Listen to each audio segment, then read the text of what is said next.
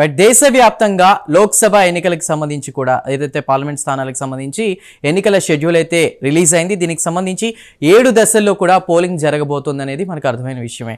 అయితే మొత్తం మీద చూసుకుంటే దాదాపు దేశవ్యాప్తంగా 543 పార్లమెంట్ స్థానాలు, లోక్సభ స్థానాలు ఉంటే అక్కడ ఈసీ ప్రకటించినటువంటి ప్లేసెస్కి సంబంధించి కూడా 543 గాను 544 స్థానాలుగా చూపించింది. ఇక్కడే ఒక కన్ఫ్యూజన్ ఏర్పడింది.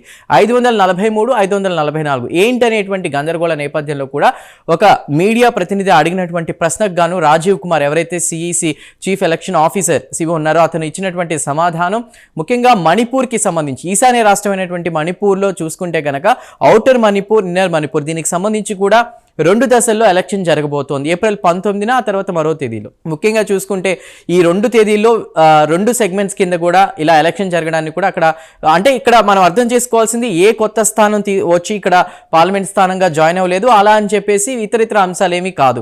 మొత్తం 543 స్థానాలు అయినప్పటికీ కూడా మణిపూర్లో నెలకొన్నటువంటి పరిస్థితులు ఏవైతే ఉన్నాయో ఆ ఘటనల నేపథ్యంలో కూడా అక్కడ తేదీల్ని మాత్రం కొంచెం చేంజ్ చేయడం జరిగింది. ఇక మొత్తం మీద 7 దశల్లో కూడా అక్కడ పోలింగ్ జరగబోతుంది. ఒకసారి మనం చూద్దాం. ఫేజ్ 1 చూసుకుంటే కనుక ఏప్రిల్ 19, ఫేజ్ 2 చూసుకుంటే ఏప్రిల్ 26, ఫేజ్ 3 చూసుకుంటే అంటే 3వ దశ చూసుకుంటే మే 7న, అలానే 4వ ఫేజ్ కింద అంటే 4వ దశ చూసుకుంటే మే 13న, అలానే 5వ ఫేజ్ చూసుకుంటే మే 20న, 6వ ఫేజ్ చూసుకుంటే మే 25న, ఇక చివరిగా జూన్ 1న ఫేజ్ 7 అంటే 7వ దశకు సంబంధించి కూడా ఎన్నిక జరగబోతుంది. ఓవరాల్గా చూసుకుంటే దీనికి సంబంధించి రిజల్ట్ కనుక జూన్ 4న రిలీజ్ కాబోతుంది అనేది మనకు అర్థమవుతుంది.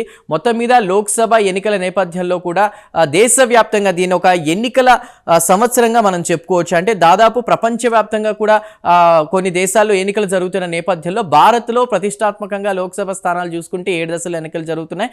మణిపూర్, ఈశాన్య రాష్ట్రమైనటువంటి మణిపూర్లో చూసుకుంటే ఔటర్ మణిపూర్, ఇన్నర్ మణిపూర్కి సంబంధించి కూడా తేదీల మార్పుతో ఎన్నిక జరగబోతుంది. ఓవరాల్గా చూసుకుంటే కనుక రాజీవ్ కుమార్ ఎవరైతే ఉన్నారో ఎన్నికల అధికారి, ప్రధాన ఎన్నికల అధికారి, ఆయన ఈ విధంగా సమాధానం ఇవ్వడం జరిగింది.